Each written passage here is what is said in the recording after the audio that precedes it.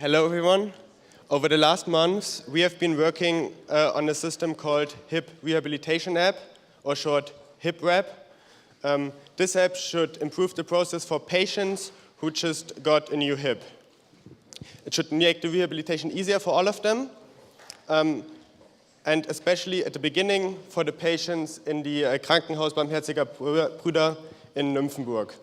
At this point, I want to thank our customers, Professor Plötz and especially Dr. Buschner, who've been working with us in a really nice way. It was amazing. And also the entire team for their efforts. It was a really great project. At this point, I want to hand over to our developers, Bettina and Alexander, our doctor, Stefan, and our patient, Ralf. Enjoy. Hello. My name is Dr. Insert Funny Name here, and I want to talk to you about a really serious problem.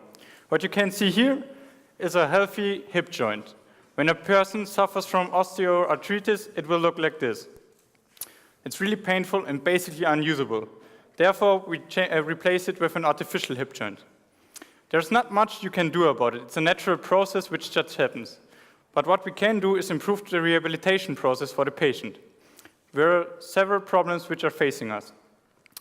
For one, the patient can dislocate his hip, doing critical, dangerous movements or put too much weight on his leg. Also, for me as a doctor, it's really hard to judge the process of the patient because I can observe him all the time. Therefore, it would really nice to have something which can detect those critical movements and warn the patient before they are happening. Also, it would be great to track the patient's activities so I can see if he's still using walking aids and how much he is walking.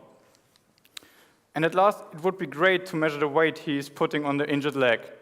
So he can also be warned and it doesn't anymore harm the healing process or dislocate the hip. So now, I will hand over to our developer, Alex. Hi, Dr. Drimmy. I'm developer Alex, and we actually fulfilled all three requirements. So we're using the smart bandage to detect critical movements. We're using the sensors of the smartphone to track the patient to track the activity of the patient, and we're using the smart insole to collect the data about weight pressure and warn the patient if he puts too much pressure on the injured leg. Now let's take a closer look at the critical movement warning. There are actually three main movements that are detected here. It's flexion, rotation, and spreading. Here you can see what the flexion looks like.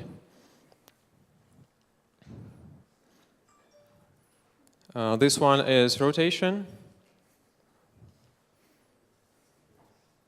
And here you see spreading.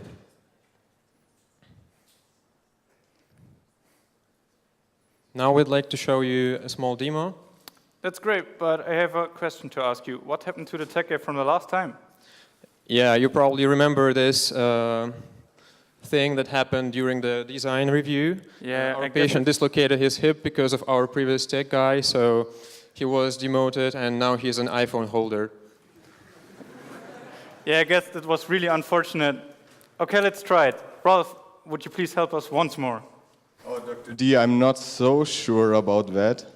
I promise you this time nothing will happen to you. Okay, so if you say so. Okay, Ralf, can you walk a few meters with the crutch? Can you please raise your leg? Okay, can you turn it to the inside? And now rotate it? That's great. So, at least you didn't dislocate your hip this time. So, developer Alex, how did you make that work? So, as I said, we have a smart bandage with two sensors. Each sensor has an accelerometer, a gyroscope, and a magnetometer. So this data is processed with the sensor fusion algorithm, and as an output we get the flexion, rotation, and spreading data, and further this data is used to warn the patient accordingly. So now I'd like to hand over to my colleague Bettina. Thank you, developer Alex. I'm colleague Bettina. No. So now we want to introduce you the activity recognition use case. Doctor, you wanted to know how much the patient actually move while you're not watching them, right? Yeah. So basically, then I could judge his process and can send him home at the right time. Can we try it? Of course. Patient Ralf, are you available? Try that again. Can you walk a few meters with the crutches, please?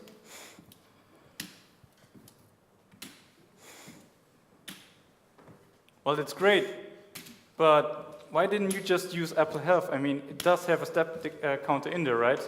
Yeah, good you ask.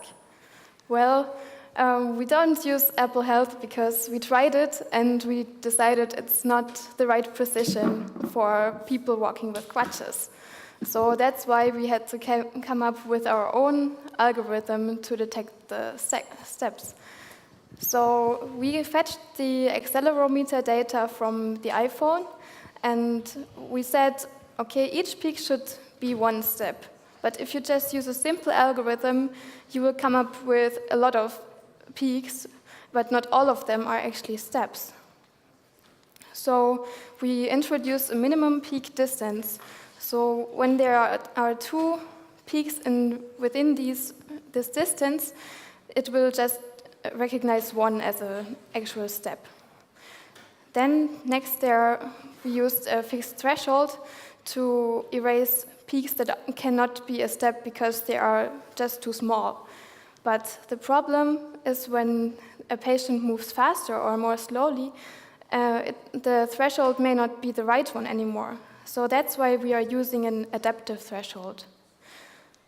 And then the final solution we came up with was to use a filter which will get rid of all the noise and gives us even better results.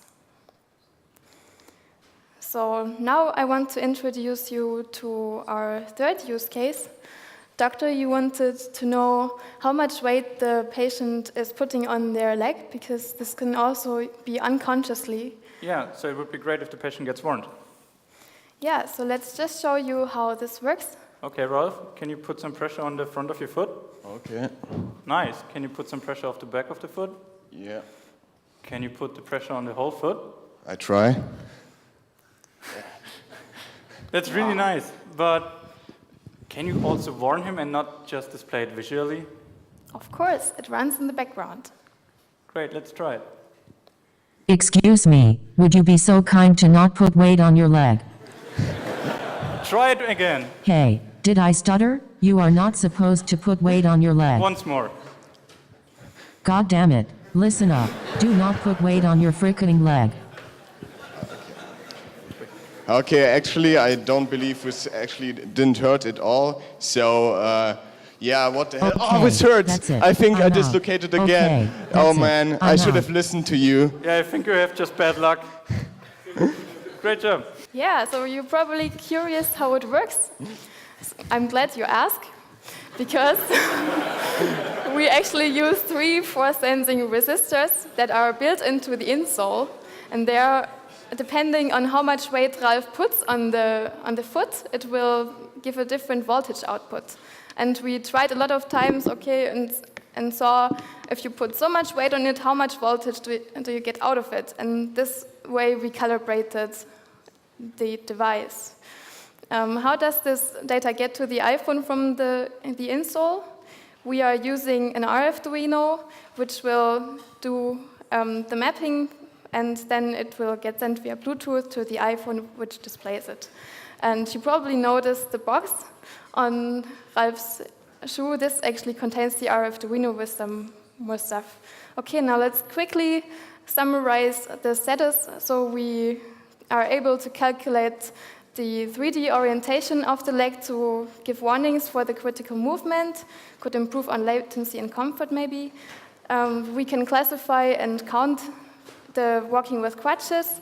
We could identify even more. And we can measure the weight that's put on the leg.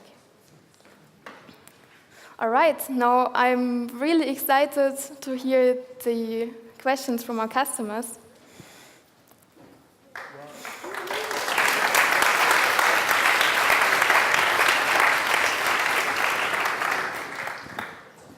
Hello, everybody.